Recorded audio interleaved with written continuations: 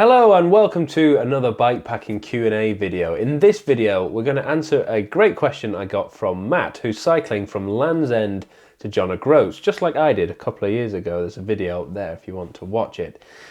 He asks, what are the best GoPro accessories I should take with me on my adventure so that I can best capture my ride?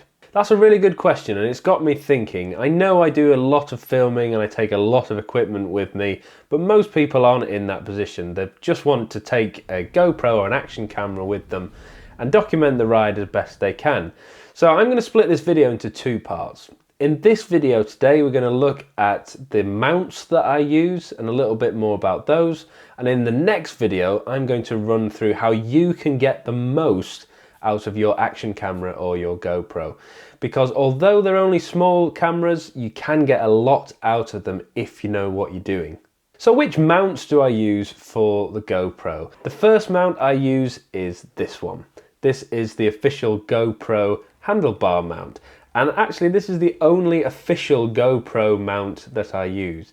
The reason I like this versus a cheap Amazon or Chinese version is because it has a little button just there that you can press, which allows you to turn the mount at different angles, giving you different options when you're using the camera. I actually have two of these on my bike now. I'm planning on doing a little bit more vlogging as well as the cinematic stuff, so I have one for the GoPro Hero 11 and another one on the handlebars for the old GoPro. I used to use the GoPro 8. They're not the cheapest, but I definitely think it's worth investing in one. They're much more likely to survive and not break like the cheap Chinese ones tend to do.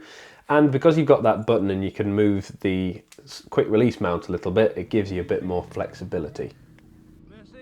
Now the next mount that I use a little bit less often is this one here. It's a chest mount that you strap to your body and you can click the GoPro in there. It does give some interesting shots because you can see your arms on the handlebars. This is a cheap chest mount that I got off Amazon. I actually got this in a bundle of loads of GoPro accessories for pretty cheap. I think it was like £20. No, it might have gone up since I bought it then, but I'll leave a link for that in the description.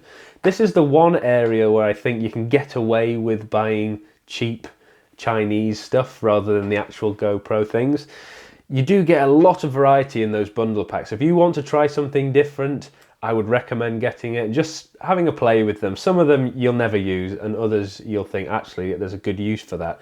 But check that it's got the chest plate, because I think this is the most valuable and can get some of the best quality shots. I don't really use GoPros that much anymore. I just like to have them on the handlebars for sort of filler footage, and also when I'm doing the behind the scenes I can explain a little bit about where I was, because you get a bit more of a first person view. However, before I had this amazing camera and the other really high quality drones and things that I use now, I actually used a GoPro for the vast majority of my filming. My first couple of bikepacking films on this channel, like this one where I went bikepacking to Scotland with my dad, were filmed entirely on a GoPro Hero 7 and a DJI Mavic Mini, the first edition. It didn't even shoot 4K footage. And those films, I think, for my experience at the time and the quality of the equipment I was taking, are actually really good quality. So let me know what you think, but hopefully that'll give you some inspiration so you can decide if you want to do some filming, whether or not it's worth investing in expensive kit. Another accessory is this. It's an old Joby Gorilla Pod. Now these are really good if you're wanting to incorporate a tripod. As you can see, I've set it up like a tripod here, or another sort of clamp, if you like, where you can clamp it onto trees or onto fence posts or anything like that. Then this can be a really good option. They're not too expensive if you buy the small ones, and you don't need a big one if you're just using a GoPro, but they do allow you lots of flexibility. Now the thing with the Jobies is they actually come with a quick release plate, which is what I use on my tripod for my big camera. So the reason I kept this in this format is so that I can switch between the tripod and the Gorilla Pod. So you just press the button here and then you can pull the entire GoPro off, and that leaves that mount there. So all I've done to make this happen is I bought a cheap Amazon tripod GoPro adapter, and all that basically allows me to do is use the normal GoPro quick release clamp it onto this adapter, and that screws in to a Joby base plate, which allows me to use it on my normal tripod or the Joby Gorilla Pod. So using just those 3 different GoPro mounts, you can get a wide range of shots, and that's what you want. If you want to document your ride and make it interesting for other people, you want to make sure that it has that variety without going overboard.